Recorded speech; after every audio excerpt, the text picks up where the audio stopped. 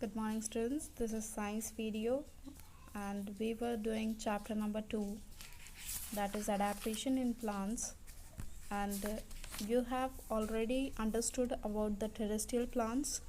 In terrestrial plants we have desert plants, plant in plains, plant in hills, plant in marshy areas and plant in coastal areas. So before your holidays we have finished with the plants in coastal areas.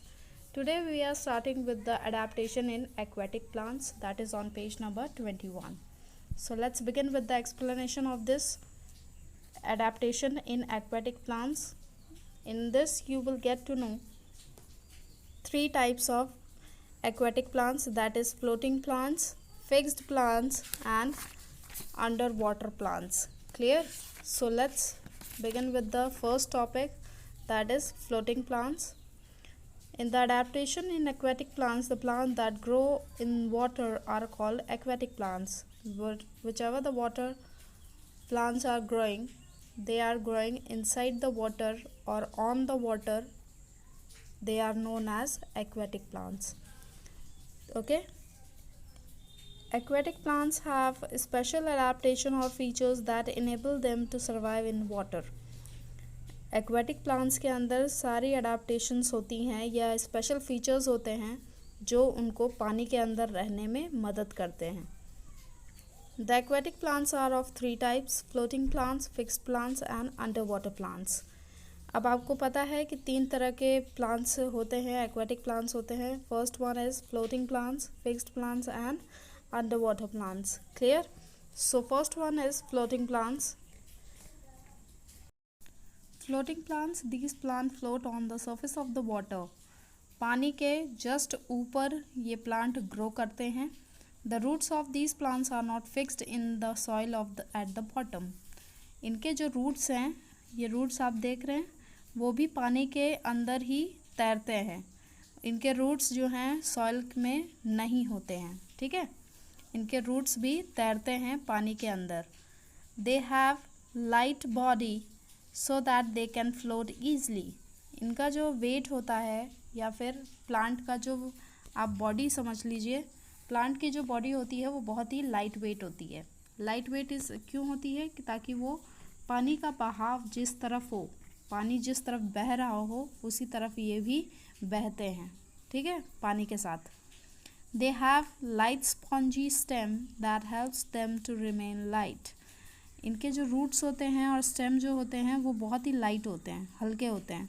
ठीक है, light का दो मतलब होता है, एक light मतलब जो रोशनी देते हैं और एक लाइट वो जो हल्के होते हैं. तो यहाँ पे हल्के की बात हो रही है. ठीक है. They have light spongy stem that help them remain light.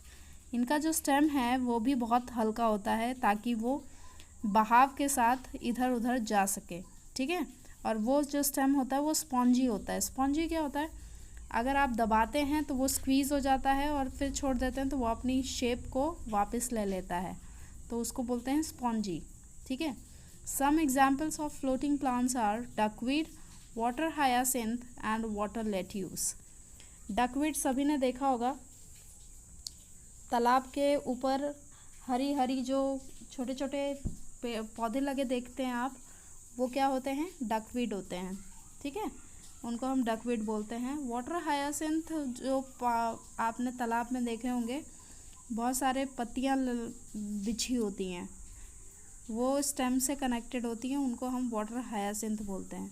Water lettuce, water lettuce वो है जो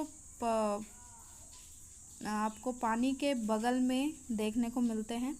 या आप गूगल करके देखिएगा तीनों चीज़ें तो आपको समझ में आ जाएंगी. पिक्चर्स भी आपको काफ़ी अच्छे से समझ में आएंगी उसमें. ठीक है, तो let's begin with the this. Do you know the box is given. Aquatic plants and fish have the symbiotic relationship. Aquatic plants का और फिश का बहुत ही रिलेशनशिप जो है वो वैसे वर्सा है. क्यों? The plants provide protection and shelter to fish and the fish provide nutrients for the plant. Plant उनको प्रोटेक्शन देते हैं, शेल्टर देते हैं, घर देते हैं फिश को रहने के लिए. ठीक है, फिश उसी में रहना पसंद करती है, प्लांट्स के चारों तरफ जहाँ पे ऑक्सीजन ज़्यादा हो. और फिश क्या करती हैं, उनको न्यूट्रिएंट्स प्रोवाइड करवाती हैं। कैसे? फिश जो भी खाती है वो जो अपना वेस्ट निकालती है वो क्या करता है, सॉइल में बैठ जाता है या फिर पानी में ही रहता है, तो उसी से ही वो सारे न्यूट्रिएंट्स प्लांट्स को मिल जाते हैं। ठीक है, तो इन दोनों का जो रिलेशनशिप है वो वाइस वर्सा है, एक कोई देता है तो दूसरा कोई लेता है। ठीक है, तो this is all about floating plants. Tomorrow we will start with the fixed plants and you will understand about the fixed plants on page number 21. Clear? Your homework is to read these paragraph, and if you have any doubt then you can ask me in the WhatsApp class. Thank you so much.